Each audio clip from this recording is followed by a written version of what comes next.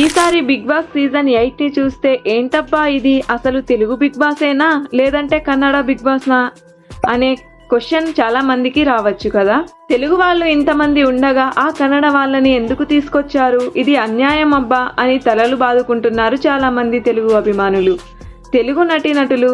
కానీ నేటి ఎపిసోడ్లో ఆ తెలుగు కంటెస్టెంట్స్ కంటే కూడా కన్నడ వాళ్ళే బెటర్ అనిపించారు.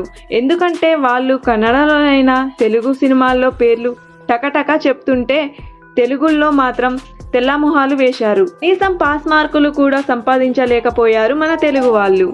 ఇక బిగ్ బాస్ 8 కాబట్టి 8 ఇన్ఫినిటీ కాన్సెప్ట్తో భాగంగా ఈ సాంగ్కి స్టెప్పులు వేశారు నాగార్జున.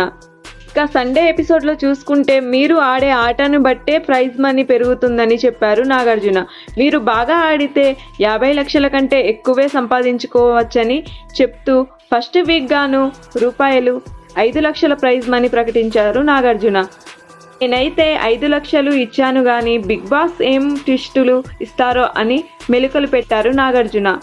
ఆ ప్రైజ్ మనీని ఎవరు గెలుచుకుంటారో మీకు తెలియాలంటే మన ఛానల్ని సబ్స్క్రైబ్ చేసుకోండి.